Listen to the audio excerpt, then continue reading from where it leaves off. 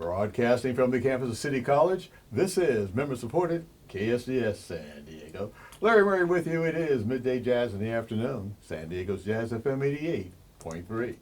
Tucked into the L building adjacent to Curran Plaza is a radio station that's been around since 1951.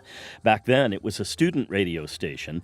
It morphed into a public radio station by the time 1973 rolled around, and in 1985, it became San Diego's only jazz and blues station. We've been successful at keeping that for over 50 years, which is really pretty remarkable.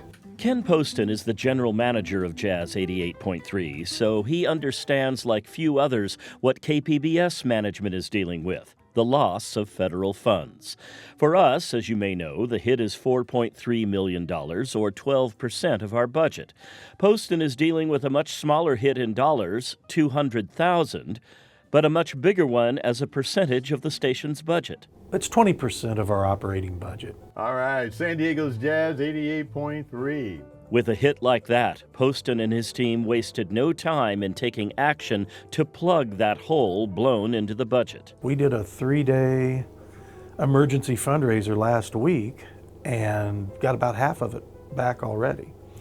So, as I suspected, I kind of felt that our listeners were loyal enough and would understand the circumstances enough that they would really step up, and they did. Why such loyalty? Well, just like KPBS, when Jazz 88.3 listeners tune in, they know what to expect. There are a lot of things that make this place unique. One of them is that there are no playlists.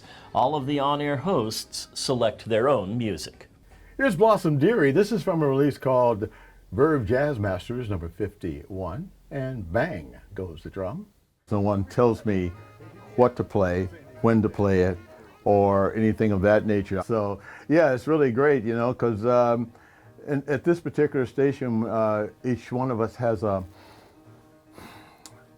preference. Some like quartets, some like big bands, some likes the dance music of the 40s, and it all gets mixed in, and we all sound different. Before the cutback in federal funding, the future of those sounds was pretty well assured. But with the cuts comes a difficult question. What if KSDS is unable to replace the lost funding?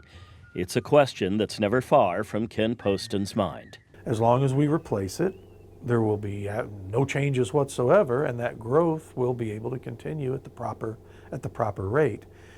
If we were to fall short somehow, then we would have to really sit down and look at things and figure out what has to be done. But for now, Poston says he's confident the station's listeners will come through.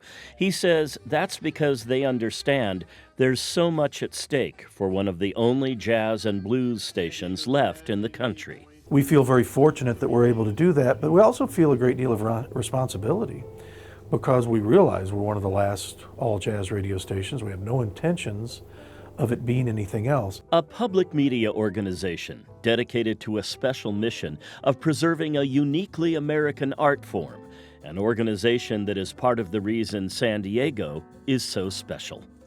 John Carroll, KPBS News.